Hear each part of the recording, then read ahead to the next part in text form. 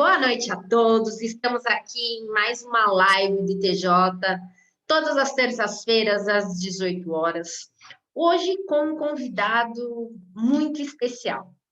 Ele é muito especial, primeiro, porque ele é meu amigo, né? Meu amigo, foi meu primeiro sócio na advocacia, junto com a doutora Ariane.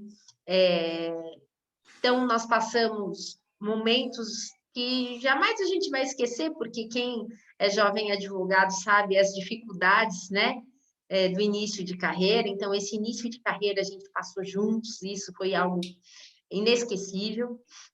E hoje não, né, já há algum tempo, é delegado de polícia pela Polícia Civil do Estado de São Paulo, e uma pessoa que eu digo até que é um delegado muito diferenciado. Muito diferenciado porque ele busca aplicar técnicas, inclusive de mediação, dentro da delegacia. Isso é algo que eu particularmente acho fantástico, é um diferencial, até muito interessante, porque na semana passada nós falamos a respeito de mediação, né, com um mediador do Tribunal de Justiça do Estado de São Paulo, e hoje a gente tem um delegado que executa um trabalho muito diferenciado na comarca de Ribeirão Pires, né? Onde tem até interessante para quem não é de São Paulo, para quem não conhece Ribeirão Pires, é interessante porque ela pertence, ele vai poder me corrigir, né, com relação a isso, mas ela pertence à Grande São Paulo, mas ela tem uma carinha de cidade do interior, mas com um índice de criminalidade também crescente. Então, esse papel desempenhado pelo nosso convidado de hoje é um dos principais motivos de a gente estar trazendo como forma de tratar a Polícia Civil com vários olhares, quase não sai, né? Vários olhares. Eu acho que outra pessoa não poderia fazer de forma tão excepcional como o nosso convidado dessa noite, Dr. Sérgio Santos. Seja muito bem-vindo. Obrigado, doutora Thaís. Acho que saiu da tela aqui um minutinho, só vou retornar aqui. Voltou. É uma honra, um prazer estar aqui com você, batendo esse papo novamente. Eu tive o prazer, o privilégio de ter começado a advocacia junto com você, com a doutora Ariane também, cada um procurando desenvolver um trabalho na advocacia, com novas ideias, com novos projetos, né? Eu sempre fui muito partidário da OAB, eu advoguei por 10 anos, atuei em diversos ramos, principalmente na parte, para quem até acha um pouquinho de dificuldade, né? Fala, você é delegado, mas eu gosto muito da área civil. Quando advoguei, eu era civilista, eu atuei 99% na área civil, a área comercial também gosto bastante, acho uma área importantíssima e até acredito que essas características próprias que eu tive, né, antes de entrar na polícia e depois, ajuda realmente a você desenvolver um bom trabalho. Porque muitas questões que chegam na delegacia são justamente essas, né? São questões cíveis, questões de que você precisa ter uma mediação. É a primeira porta que as pessoas procuram, né? É o órgão que realmente está 24 horas por dia para atender a população, é a delegacia de polícia. E como não pode ser diferente lá em Ribeirão Pires, por ser uma cidade pequena, aproximadamente 120 mil habitantes, o contato com as pessoas, com os órgãos, né, as redes de proteção, né, proteção à mulher, proteção a idoso, proteção à criança, né, o CREAS, CRAS, o próprio conselho tutelar, o contato com o fórum, promotores, juízes, isso facilita muito o nosso trabalho. Então, e fora a própria parte da polícia, né? A polícia também, a parte da polícia militar, a parte da GCM, é um trabalho conjunto lá que favorece muito nosso desempenho da função e o nosso trabalho. Isso como é que foi essa opção? Então, você advogava, né?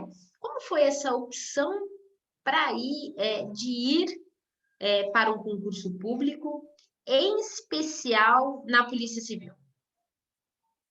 Então, foi assim, durante o período que eu estava estudando, que eu estava fazendo a faculdade, eu atuei como investigador de polícia por 2 anos. Após terminar a faculdade, eu acabei pedindo exoneração da polícia e parti para a advocacia. Advoguei por um período de 10 anos, como eu estava te explicando anteriormente.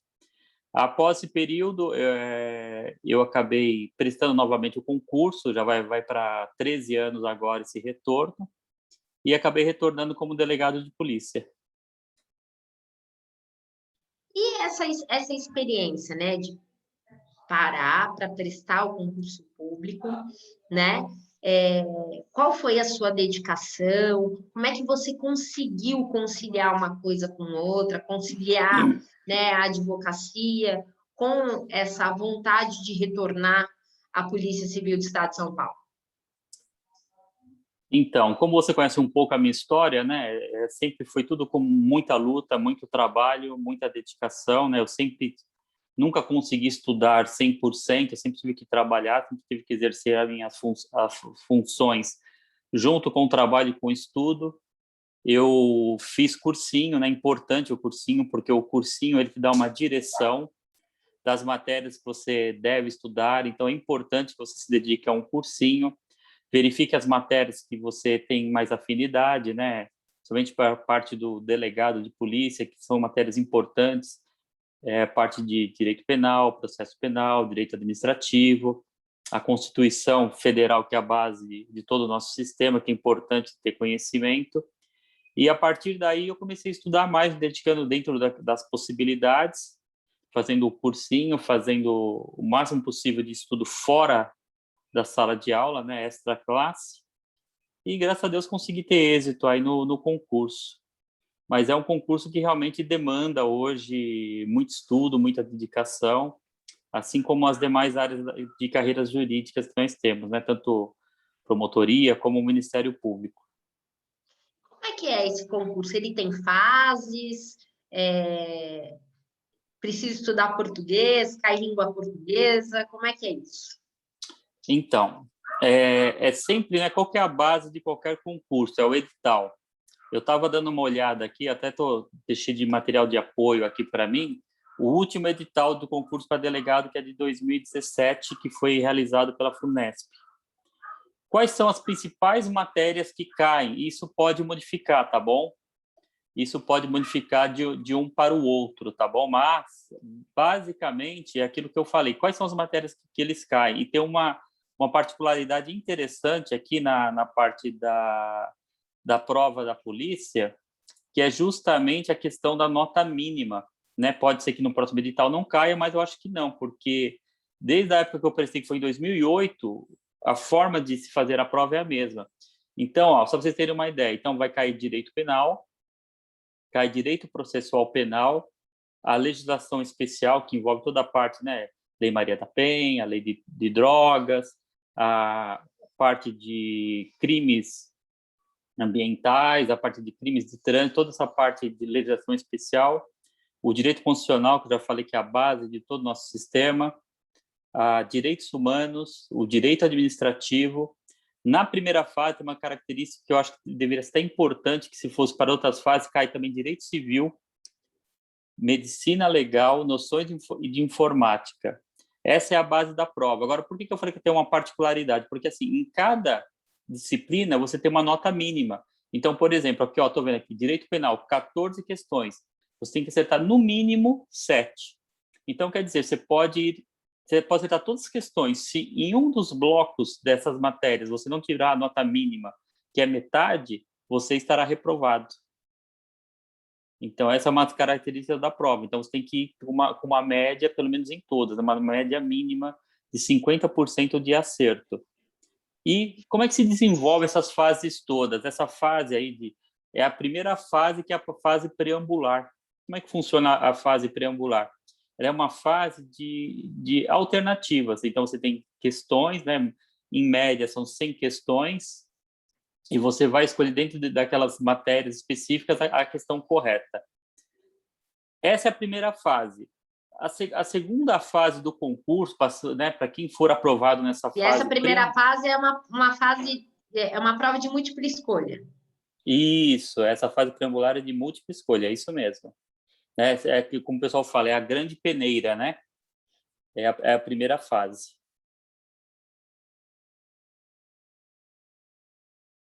Aí, É assim, viu, gente? É até interessante, porque às vezes a gente faz prova na faculdade de múltipla escolha e não gosta muito.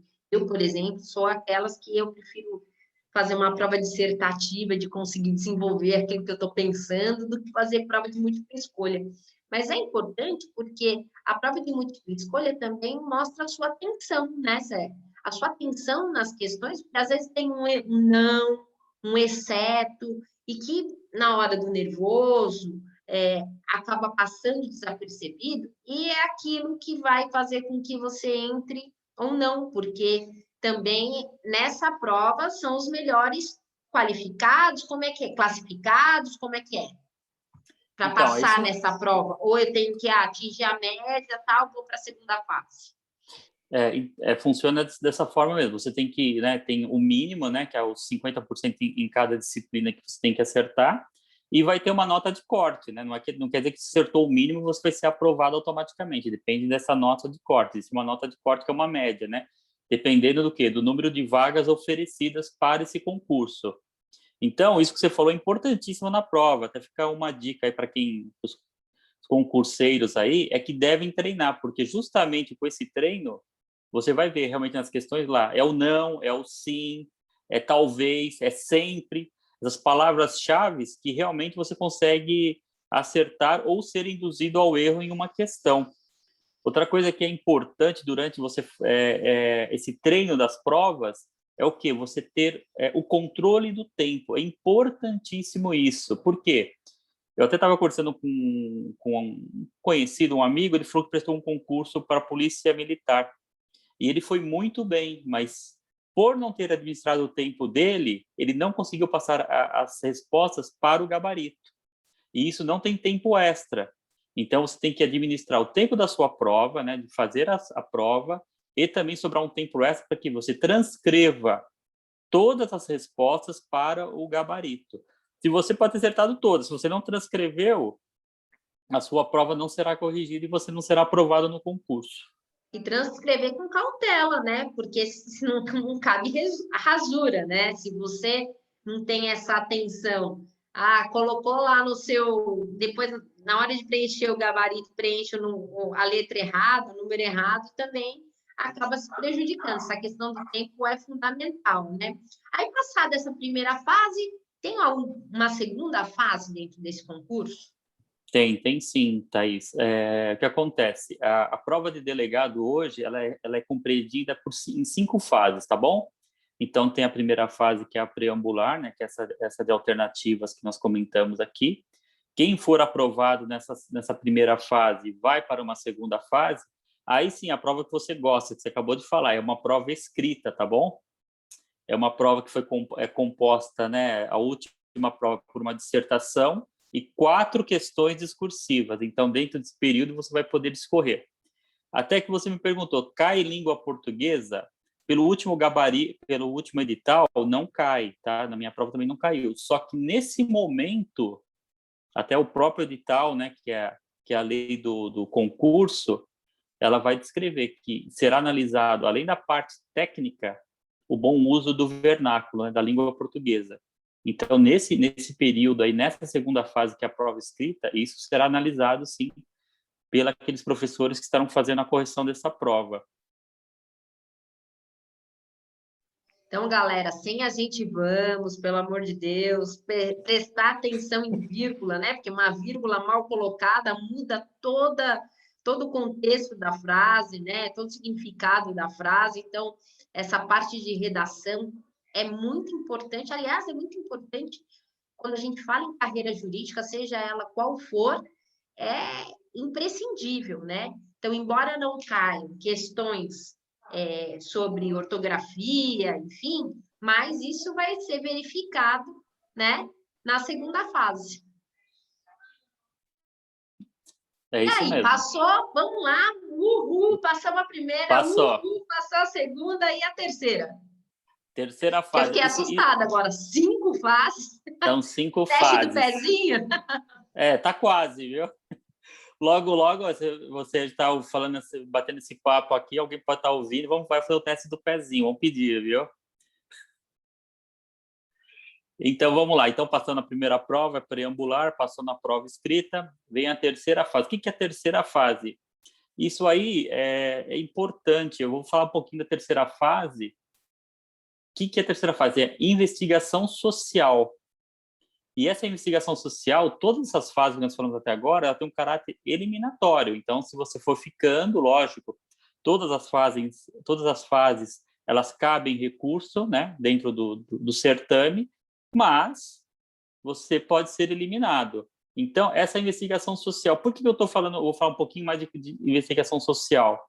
Eu faço palestra nas escolas da região, né, tanto de Ribeirão Pires, Rio Grande da Serra, sobre bullying, cyberbullying, fiz algumas lives também sobre outros assuntos, né? E eu sempre chamo a atenção dos jovens, porque essa investigação social, ele vai pegar a vida pregressa da pessoa, né, aquela vida passada dela, não só no âmbito escolar, mas no seu dia a dia. Então, essa banca examinadora, ela vai examinar, né, os seus vizinhos, o seu comportamento dos seus vizinhos, que você tem com seus vizinhos, né, a sua vida social, como é que se ela é regrada ou não, a sua vida escolar, a sua vida dentro do próprio sistema da delegacia será verificado se você tem boletim de ocorrência em que você foi autor de crimes, ou averiguado, ou participou de alguma coisa. E um ponto que me chamou bastante atenção, que eu li no edital, é que eles vão olhar o quê? As redes sociais. Então, você está vendo como é importante você ter um bom comportamento nas redes sociais, até porque as pessoas acreditam, né, de forma errônea, que a internet é uma terra de ninguém, que você pode fazer tudo o que você quiser lá e você não vai ser punido. Só que já fica aí uma orientação também nesse sentido, que desde 2014, né, a lei do Marco Civil da Internet, todas as nossas conversas, tudo que é feito, todos esses provedores, eles armazenam, né, de forma temporária, por um período de 6 meses até um ano, todas as nossas informações. Então, principalmente para os jovens, eles acham que eles mandam uma mensagem pelo WhatsApp ou qualquer outro tipo de aplicativo de mensagens, apagando a mensagem, essa mensagem desapareceu. Ela não desaparece, ela fica retida lá pelos provedores. Existe uma lei que regulamentou isso, né? Essa lei já foi regulamentada também, o Marco Civil da Internet. Essa informação retida, ela pode ser, sim, tanto em processo civil como em criminal, ser utilizada. E como é que você obtém essas informações? Por ordem judicial. Mas, no bojo de um inquérito policial, a autoridade administrativa, seja ela o delegado de polícia, ou seja ela o promotor de justiça, consegue informações dos dados cadastrais.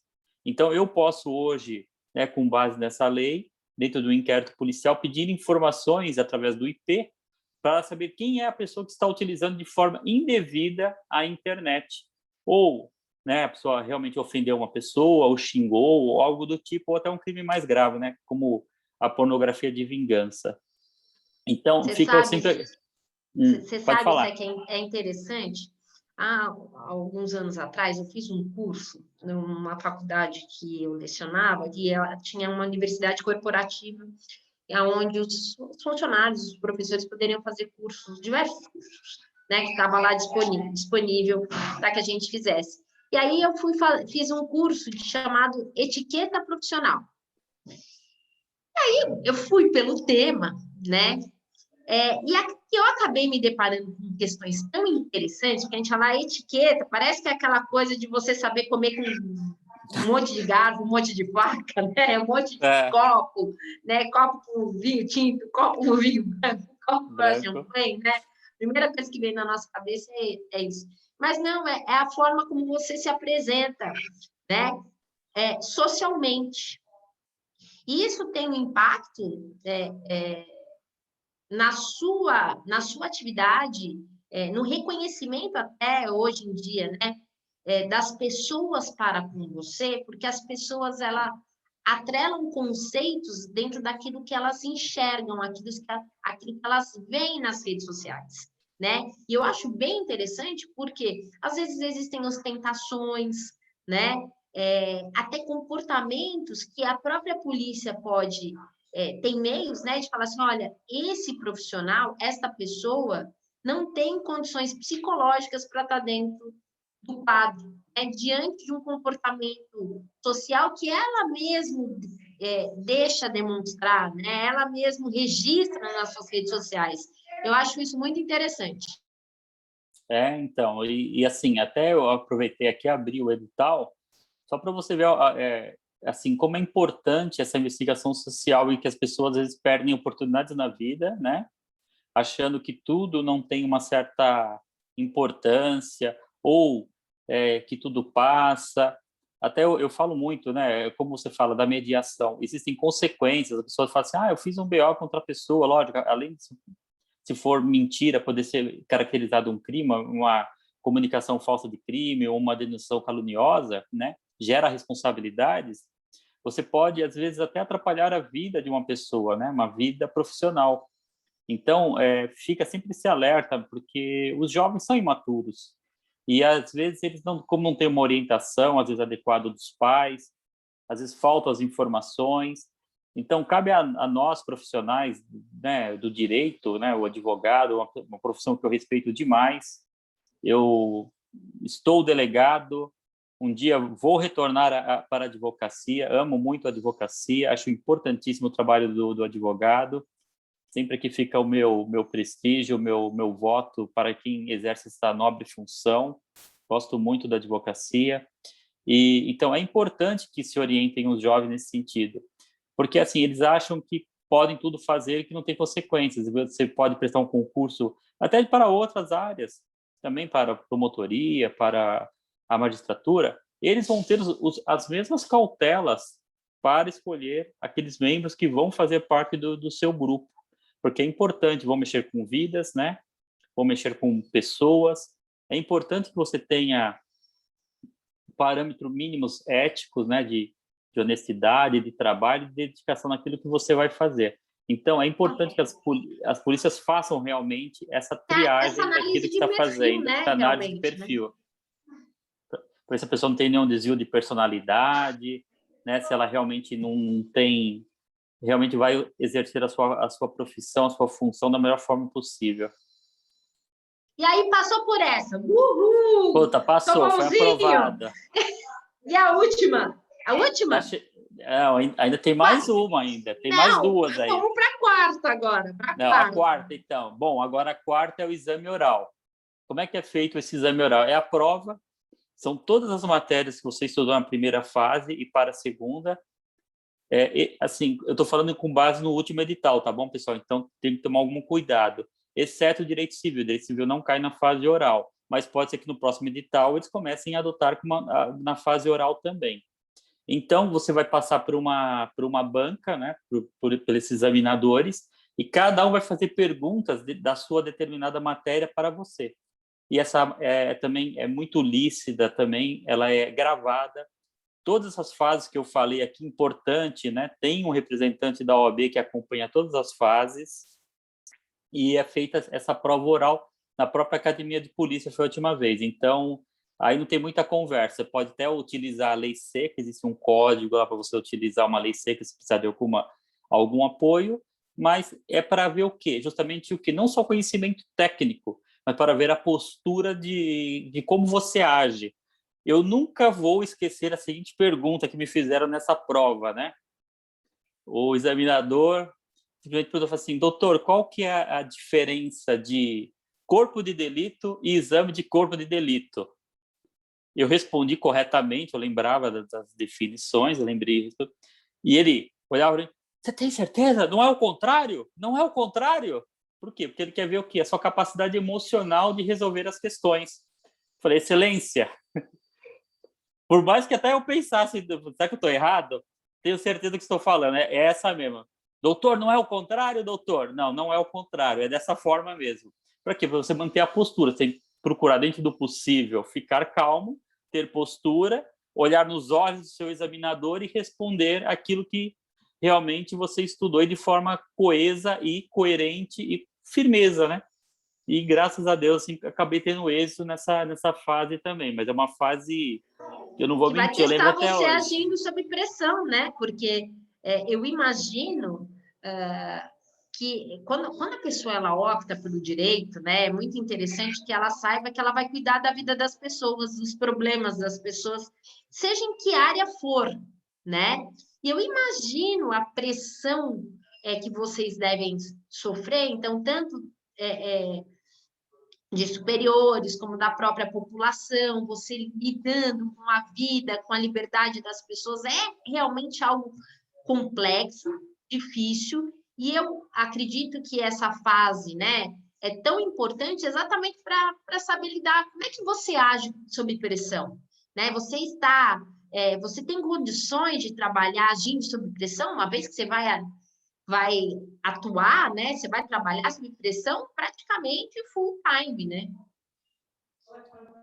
É exatamente isso, viu, doutora Thais? Realmente é o que acontece, porque assim, você tem que pensar nas decisões que você toma, tá? Você tem que seguir a lei e você tem que ter, assim, muitas vezes, empatia.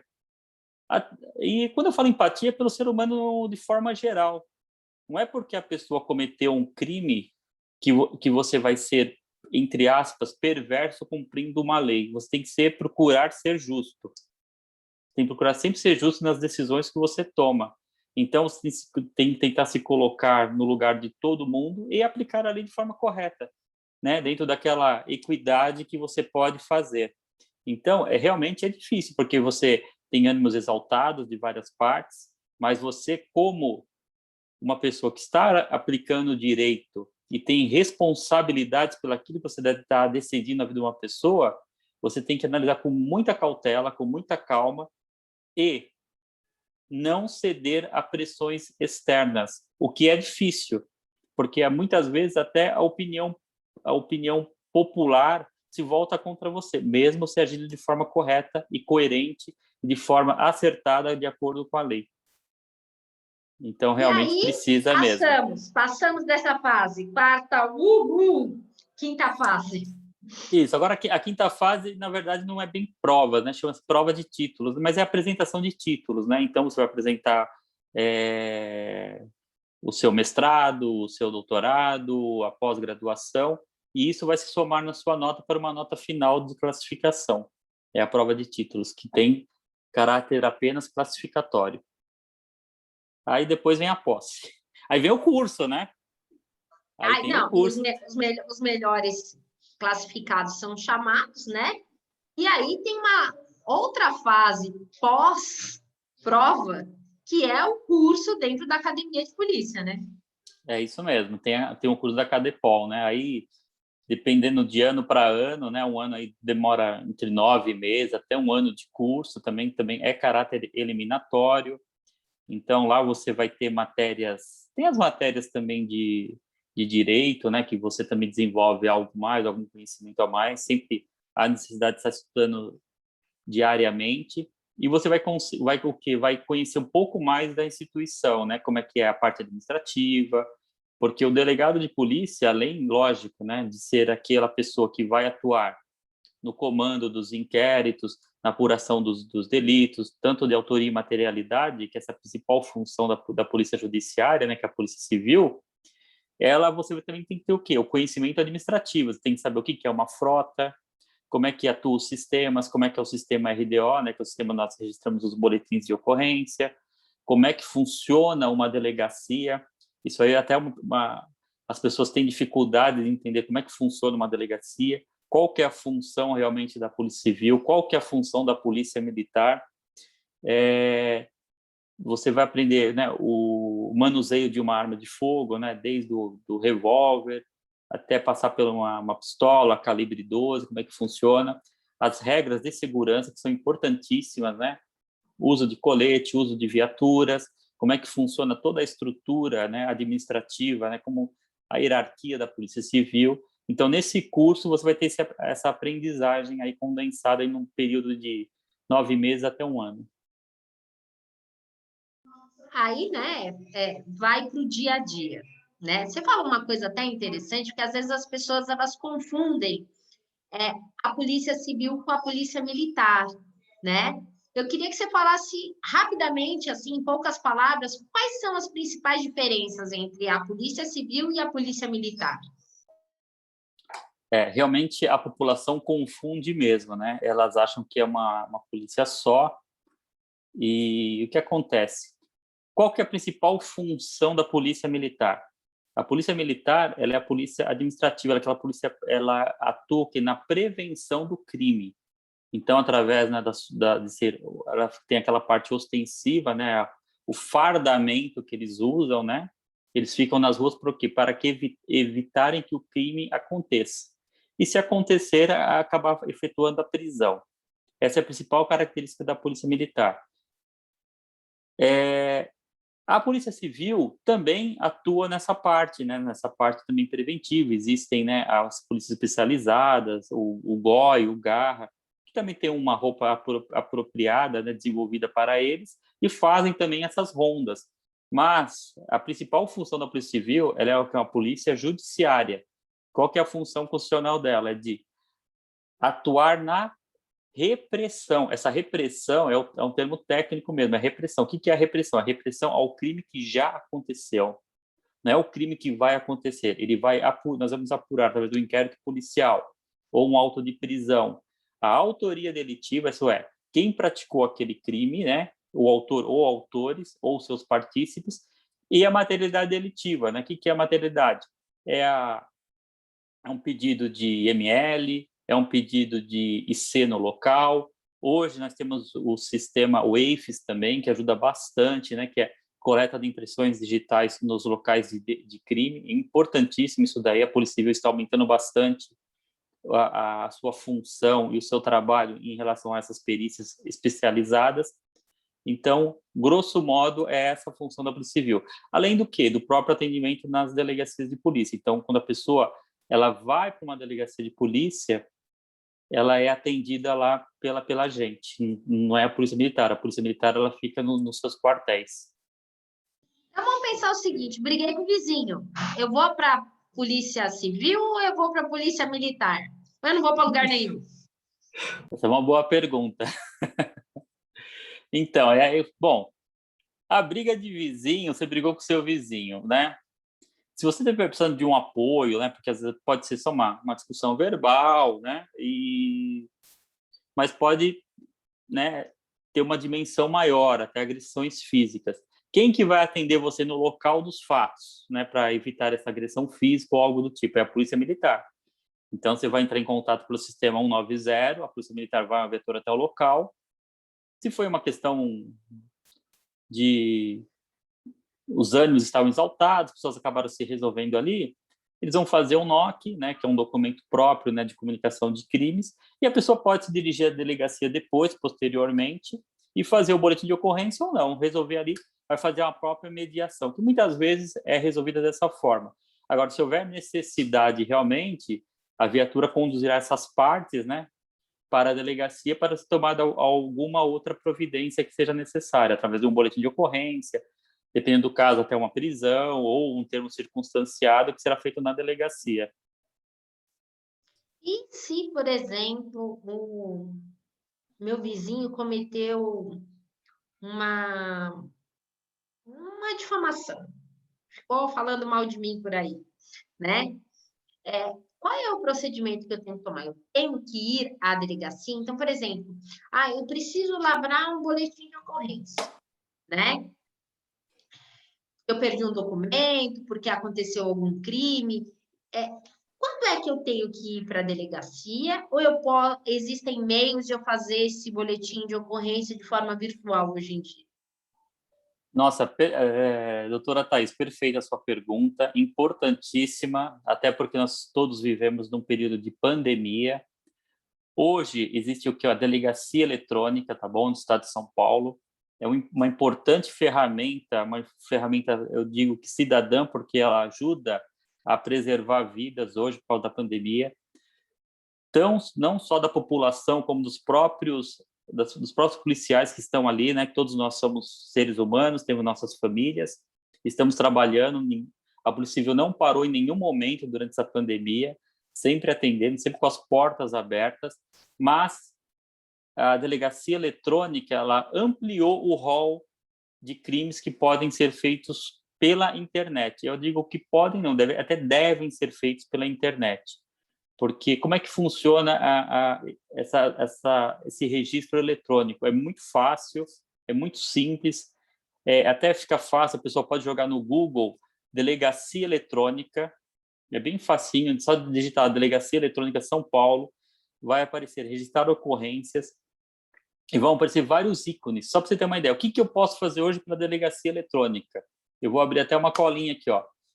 Roubo, furto de veículos, furto de documentos, extravios, desaparecimentos, estelionato, encontro de pessoas, acidente de trânsito sem vítimas. Você pode fazer também, ó, desaparecimento, os crimes contra a honra, calúnia, difamação e injúrias, que você acabou de perguntar, se você pode e deve fazer pela internet. E como é que funciona? E até a violência doméstica. A violência doméstica eu vou deixar um pouquinho à parte, e de proteção animal, que eu quero dar um pouquinho mais de ênfase nesses dois depois, que é importante saber. As pessoas perguntam muito se eu consigo fazer violência doméstica e se consigo fazer boletins ou denúncias pelo site. Eu vou dar uma ênfase um pouquinho em separado, tá bom? E o que acontece? Como é que funciona? A partir do momento que você entra nessa delegacia eletrônica, vão existir ícones, tá bom? Então, vai ter furto, vai ter roubo, tal.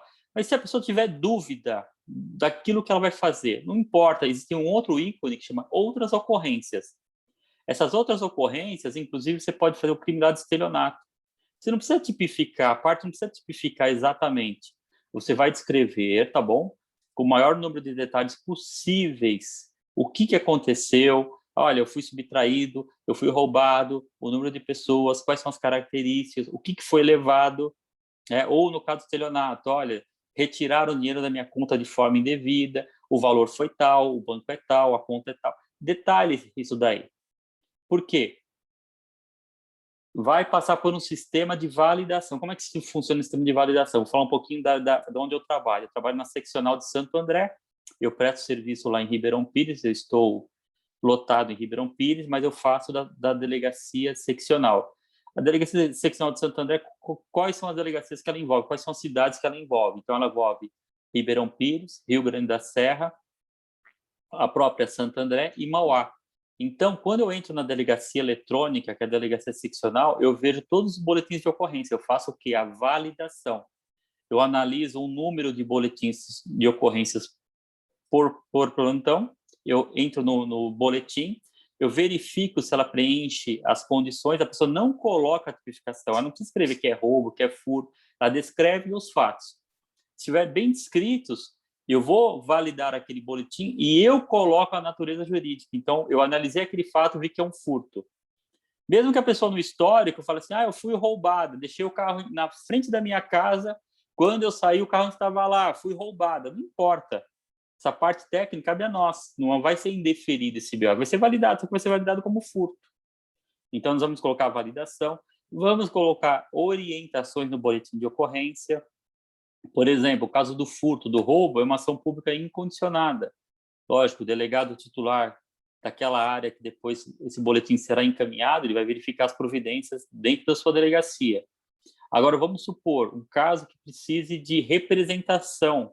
Por exemplo, o caso lá do estelionato. Em regra, hoje, precisa de representação num prazo de 6 meses, a partir do quê? Do momento que sei quem é o autor do delito. Então, a pessoa vai ser validado o BO e vai ser colocado essa observação, que a pessoa deve procurar a delegacia no prazo de 6 meses para representar, né? Como crime de lesão corporal, culposa ou dolosa, em regra, né? Tem essas peculiaridades. Agora, sim, por que eu quis dar um pouquinho mais de ênfase agora em duas coisas que nós temos? Violência doméstica e familiar contra a mulher, né? Que aumentou bastante nesse período aí de isolamento social. A pergunta é muito comum: se eu fizer o boletim de ocorrência, eu posso pedir uma medida protetiva? E qual que é a resposta que nós temos? Você pode pedir. Da mesma forma que você pode na delegacia, se for um caso de urgência, você pode fazer pela internet também e pode pedir medida protetiva. Só que aí eu vou pedir uma especial atenção das mulheres que, quando fizerem esse BO, existe um campo específico para a violência doméstica. E por que tem esse campo específico? Porque lá dentro nós vamos ter documentos que são pertinentes apenas à violência doméstica. Existe lá uma espécie de uma vida pregressa, né? Uma tabela de risco, a pessoa vai descrever se é a primeira vez que ela sofreu aquela violência, se já teve outros registros, qual que é o comportamento do agressor, se esse comportamento desse agressor, é importante isso, se ele tem acesso a armas de fogo ou não. Então, essas informações são importantes. Se a pessoa fizer no outro campo, outras ocorrências, o delegado, pelo menos lá em Ribeirão Pires, nós fazemos o quê? Nós entramos em contato com essas mulheres, né, colhemos maiores informações e fazemos o procedimento normal, né? Ajuizamos o pedido de protetiva contra as informações. Mas é importante que a mulher faça no campo próprio, porque lá vai ter várias informações que são agrupadas pelo delegado e é mais fácil de você pedir. E é mais fácil até para o juiz e o promotor, quando forem analisar, do que de deferir dessas medidas. Até só fazendo um parênteses aqui, você vê como é importante, né, você falar da vida pregressa. Eu fiz um auto de prisão há pouco tempo atrás e a vítima falou que a pessoa, apesar de ter sido uma lesão relativamente leve, né, foi uma agressão física, essa prisão que eu fiz, ela colocou que a pessoa tinha acesso a armas de fogo. E essa pessoa foi pedida preventiva e ela continuou presa. Então, existe realmente uma parte sensível nessas informações que são importantes para quem vai verificar, principalmente o promotor e o juiz depois que vão analisar essa questão. Esse é um ponto. É muito legal isso, porque você tem uma situação que às vezes a mulher ela tem medo de ir até a delegacia porque acha que o marido, o namorado, o ex-marido está seguindo, né? Então ela consegue fazer no próprio celular. E importantíssimo, porque eu tenho certeza que a maior parte das pessoas não sabem que podem fazer boletim de ocorrência virtual, em especial com relação à parte de violência doméstica. Então, se você está passando por essa situação, ou tem alguém conhecido passando por essa situação, é muito importante o que o Sérgio está falando agora nesse momento. Descreva da melhor forma possível, com o maior número de detalhes, qual é a agressividade dessa pessoa, qual é o ambiente que ele vive, o que ele está proporcionando para você, né? Ele ou ela, né? Porque também, homem também sofre violência doméstica, não é certo? Também sofre. Não é parado pela Lei Maria da Penha, mas também sofre violência doméstica. Também sofre, viu? Já vi casos, viu? Isso também, e se, por exemplo, eu tenho um vizinho que maltrata um cachorro? Eu vou falar cachorro porque eu adoro cachorro, né? Mas sei lá, um gato. Eu também sou suspeito, né? Porque eu tenho 2 cachorrinhos que são meus filhos, né? Amo de paixão, né? Então eu sou suspeito para falar. Mas pode ser qualquer animal. Isso é bacana, essas oportunidades, porque as pessoas também não conhecem, as pessoas perguntam bastante. Na própria delegacia eletrônica existe um departamento de proteção animal chamado DEPA. E como é que funciona o DEPA? O DEPA a primeira pergunta, o DEPA é um boletim de ocorrência? O DEPA não é um boletim de ocorrência, é uma comunicação de um fato, tá bom? É uma denúncia, mas é um canal importantíssimo, tá bom? Que a pessoa faz desse fato. Então, o DEPA seria o quê? Uma denúncia que a pessoa faz. Essa denúncia, naquele primeiro momento, o denunciante, ele é identificado, não é anônimo, tá bom? Mas, depois do decorrer do processo que ele está preenchendo as informações, ele pode pedir o sigilo. E como é que funciona? Vamos supor, você está numa delegacia, você mora em qualquer lugar de São Paulo ou na Grande ABC, você vai fazer essa denúncia e o DEPA vai encaminhar para a delegacia da área. Então, a delegacia da área, o delegado titular recebendo essas informações, ele vai verificar que foi uma denúncia através desse sistema DEPA, né, que é o Sistema de Proteção Animal, de qualquer animal, tá bom? Fala o cachorro, o gato, mas é qualquer animal que esteja sendo maltratado. Então, pode ser o cavalo, pode ser qualquer tipo de animal que esteja sendo maltratado. Uma equipe vai até esse local que a pessoa está falando que esse animal está sendo maltratado, né, está sendo vítimas de maus tratos aí de proteção animal, a equipe vai verificar as informações. Se realmente confirmarem que é verdade, aí você terá tomado as devidas providências, né? No caso, ou um TC, ou um boletim de ocorrência, ou dependendo do caso, até um auto de prisão em flagrante. No caso do cachorro e do gato, né? Porque houve uma atualização aí na nossa lei, né? Que é a conhecida lei sanção. Então, agravou-se apenas nesses dois casos, que há a possibilidade de prisão, sim.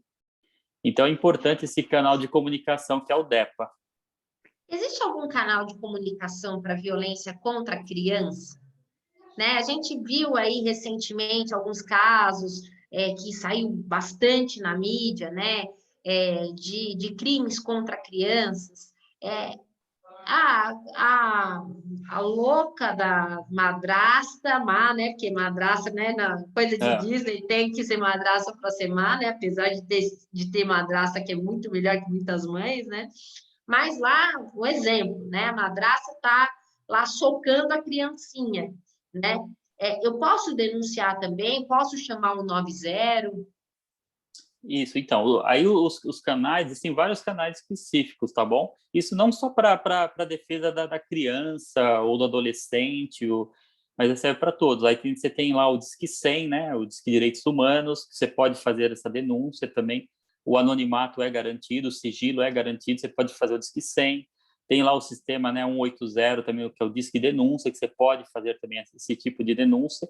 Ou, como você falou também, dependendo do caso, ligue o 90, a Polícia Militar vai até o local e será atendido. A Polícia Civil também tem um telefone de contato, que é 197, né? Como eu falei, existem equipes que também podem se dirigir, sim, né? O Garra, o BOI, as delegacias especializadas também recebem esse tipo de informações. Apesar de a grande maioria que a pessoa liga o que é o 90. Mas, se a pessoa quiser fazer só a denúncia, aí são esses outros canais, né? O Disque Direitos Humanos, ou o Disque Denúncia 180, o Disque 100. Para que haja devida apuração, Muito, né? para que Mas aí haja... me fala Aí uma vamos... coisa, Sé. É até interessante, não sei se vocês repararam, né? Você vê que a pessoa ela é envolvida, né? Até antes de eu perguntar as dificuldades, eu gostaria que você falasse para a gente qual é essa sua experiência de mediação dentro da delegacia. A mediação é o que eu falo. Eu acho que até por eu ter uma característica de ter advogado bastante, e talvez um pouco da própria índole, né, da minha índole, eu acho que muitas coisas você consegue resolver até conversando, não é só com boletim de ocorrência que você resolve as situações de conflitos. Ela é importante que você ouvir todos os lados, né? Cada um dá a sua versão ali dos fatos, para você tentar chegar aqui num denominador comum. Uma das questões que mais precisa assim de atendimento, de cautela, e porque são questões complexas, não são fáceis de resolver, justamente o quê? As questões que envolvem a violência doméstica, as questões que envolvem o âmbito familiar. E as pessoas, eu vou falar a verdade, eu também, quando comecei a atuar na delegacia, não tinha conhecimento dessa rede de proteção. Eu acho que deveria ter uma comunicação maior entre as redes de proteção. Por exemplo, qual que é a função de um CREAS? Qual que é a função de um CRAS? Qual que é a função do CAPS? E nós não temos essas informações, e são importantes, né? O Conselho Tutelar ainda tem uma proximidade maior, que muitas vezes você até resolve mais fácil ali com um boletim uma questão de violência doméstica. A pessoa foi lá, ela registra um fato, vamos dizer, aí, né, violência doméstica, como você mesmo disse, né, a vítima, né, o sujeito ativo, o sujeito passivo, ela pode ser o homem, a mulher, né, os ascendentes e descendentes também, né, entre pais, avós, é o grupo familiar, né, que é de violência doméstica, e esse grupo, ele tem que ser o quê? Atendido como um todo. Você não pode criar divisões. Você deve ser atendido como um todo. Então, às vezes, por que aquele homem é agressivo? Por que aquela mulher é agressiva? Por que aquele avô é agressivo? Por que aquela avó é agressiva? Então, você precisa tratar do todo. Então, muitas vezes, o que eu faço nessas mediações? Dependendo do caso, a gente conversa, faz o boletim de ocorrência, toma as devidas providências de polícia judiciária, mas encaminhamos também para o quê? Para outros órgãos que é o órgão de apoio, por exemplo, assistência social especializada, que é o CREAS e o CRAS. Em Ribeirão Pires, eles têm lá o atendimento. Olha, é um caso que precisa de um atendimento psicológico, a pessoa não tem aquela rigidez mental, você consegue encaminhar para um CAPS. Então, é importante que essas redes de proteção, né, essa rede protetiva, se comunique. E você facilita o que? A sua mediação, a sua forma de levar o que? Tentar trazer paz para a sociedade.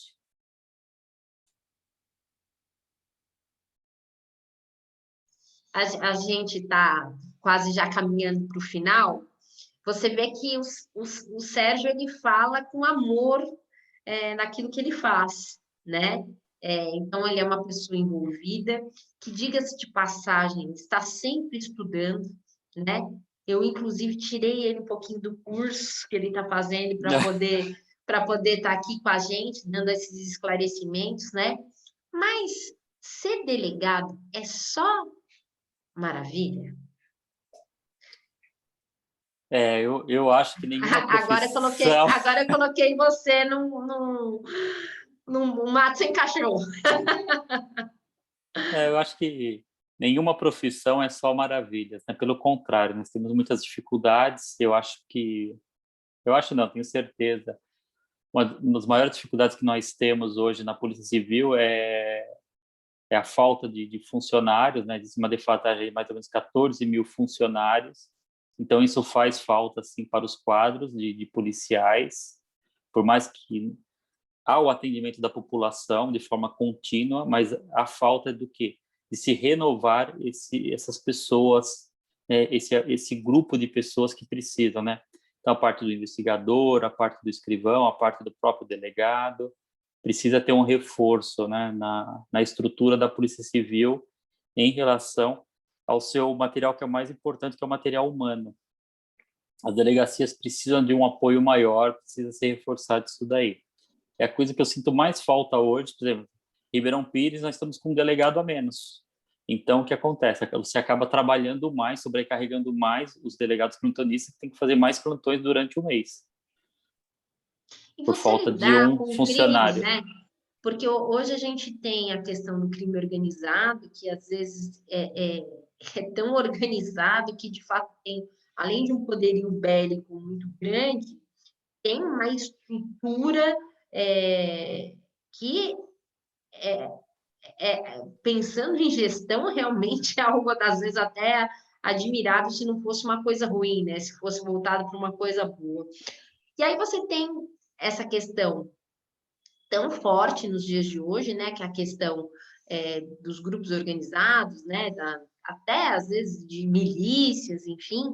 Como é que é lidar com essa situação e há um comprometimento da rigidez mental dos policiais? Porque você lidar, eu fico imaginando, né? Eu jamais seria médica, porque talvez fosse me apavorar mais do que com, com um paciente, né? Admiro, minha filha disse que vai ser médica, eu faço votos que ela seja, mas também acho que não seria uma policial, porque você está ali todo dia lidando com, às vezes, com o pior das pessoas, né? Como é que é lidar com isso? Né? Há um preparo do policial, há um acompanhamento desse policial, porque deve ser muito, muito difícil você lidar com isso todos os dias. Como é que é isso?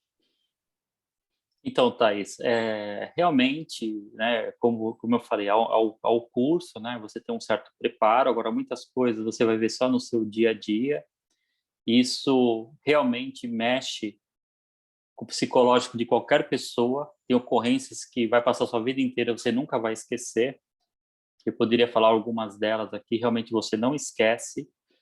Então, assim, existe até um sistema de apoio ao policial lá na parte lá da cúpula, né, a parte de assistência social. Só que na minha opinião, deveria ter o quê? De forma sistemática, os policiais deveriam passar por avaliações psicológicas, para saber se está adequado, está conseguindo exercer suas funções, se precisa de um apoio o quê? Emocional. Todos precisam de apoio emocional. Não dá para ser indiferente a tantas mazelas que você trata diariamente. E isso afeta o seu emocional, sim. Afeta o emocional de todas as pessoas. E cada um age de uma forma. Infelizmente, eu tive lá na delegacia de Ribeirão Pires, eu acho que é até um acúmulo de coisas, não é só a função, mas a função é uma coisa que pesa bastante. Nós já tivemos um caso de suicídio de um policial. E na minha opinião particular, a melhor pessoa que eu conheci na vida, só para você ter uma ideia, era um investigador de polícia, ele tinha formação superior, ele era engenheiro mecânico, desculpa, engenheiro elétrico, uma pessoa excepcional, extremamente proativa, ao extremo, uma pessoa extremamente educada, prestativa, o melhor ser humano que eu já conheci até hoje, e acabou se suicidando. Foi só por causa da polícia? Eu tenho certeza que não. Mas Colaborou, né? Esse colaborou. trabalho, eu falo Exatamente, porque assim, colaborou. é algo que você lidar com isso, às vezes as pessoas, os policiais sofrem algumas críticas, e essa ausência de acompanhamento é tão importante, né? Que até uma questão de reciclagem, né? Todo mundo precisa.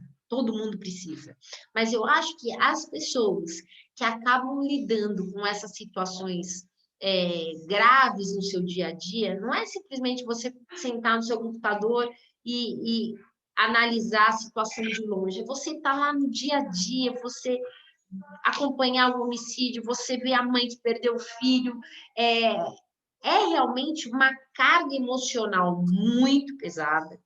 E eu acredito, sinceramente, que é para muito poucos, né?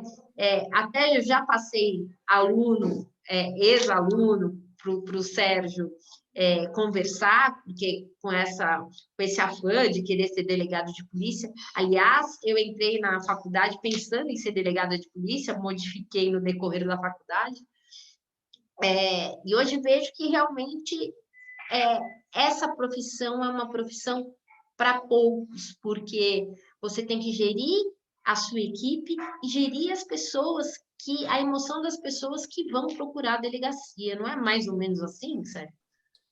O caminho é esse mesmo, é isso mesmo. Você tem que, né, uma coisa que eu sempre faço, né, sempre pedir proteção divina, né, orar bastante, de orientação, sabedoria e procurar fazer o melhor possível, né, dentro daquelas possibilidades que você tem, né.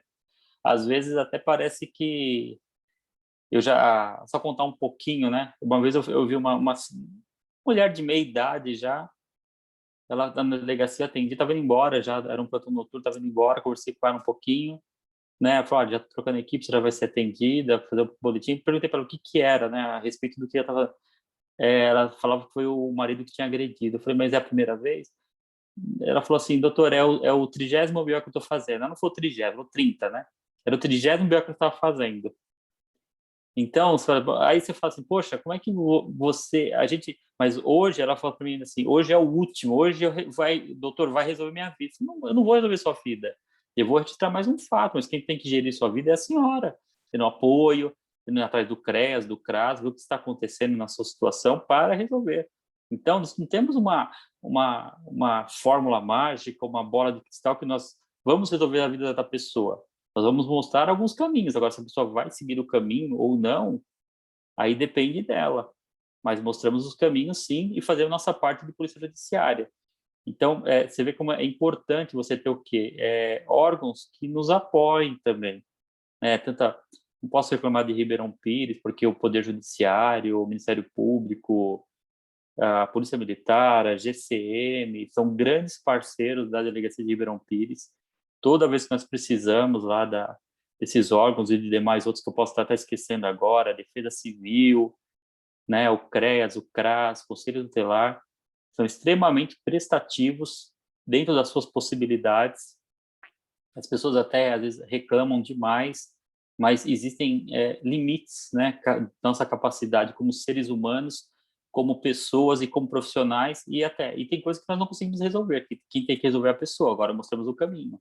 A própria OAB lá tem a parte que cuida da defensoria, encaminhando para a OAB, as pessoas são atendidas lá. Agora cada um tem que seguir fazer a sua parte.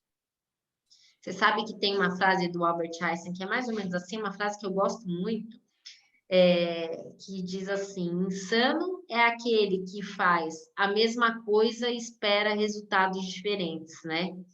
Então, até para isso, então, como é que você vai dar uma orientação para uma pessoa que está precisando de uma orientação? E a gente sabe que nem todos os profissionais são o Sérgio da vida, né? Então, mas por um outro lado, você pensa como é que essa pessoa também que tem os seus problemas pessoais, que está diante de situação de pressão, de risco, inclusive, de risco de vida, né? De você ser baleado, de você ser morto, de você ter a sua família vítima de alguma organização criminosa, em especial, né? Esses delegados que partem para essa investigação com relação a essas organizações criminosas, não é realmente uma tarefa fácil. Mas para a gente concluir, né? Uma pessoa que está querendo entrar para a polícia hoje, quer ser delegado de polícia, me dá 3 dicas para essa pessoa. Então, olha, quais são as dicas que eu tenho? Primeira coisa, assim, tem que ser uma pessoa que realmente, até eu aconselho que a pessoa visite uma delegacia, fale com o delegado, converse com ele, que ele mostre um pouquinho de como funciona o trabalho. Isso é importante que as pessoas... fazer um parênteses rápido aqui, uma vez eu estava fazendo uma apreensão de um adolescente e a mãe falou assim: nossa, doutor, eu vi na televisão uma delegada de uma novela, eu achei que tudo era fácil, você não para de trabalhar um minuto que está aqui. Então, não é essa realidade de novela, é muito trabalho. Você trabalha em plantões ininterruptos, quer dizer, é sábado, é domingo, é feriado, é o Natal, é o Ano Novo, né? É o noturno, é o diurno, é uma vida que você tem que bastante sacrifício também, né? Então, é importante que a pessoa tenha esse conhecimento daquilo que ela vai enfrentar, se ela tem realmente aquela parte emocional que ela consegue fazer isso. Às vezes é difícil de entender, mas é bom que ela conheça o ambiente que ela vai trabalhar. Tudo é ruim não, porque muitas vezes durante o seu trabalho você consegue ajudar as pessoas, então isso aí é gratificante. A pessoa ela tem que procurar estudar bastante, ter amor pelo estudo, muito amor, porque ela mexe com vidas. E muitas vezes você tirar a liberdade de uma pessoa de forma indevida pesa bastante. Então, tem que ter cautela, se colocar no lugar do outro. Às vezes a história não é bem aquela que foi apresentada. Tome cautela. Se precisar, vá ao local do crime, verifique o que está acontecendo. Seja uma pessoa cautelosa naquilo que está ouvindo.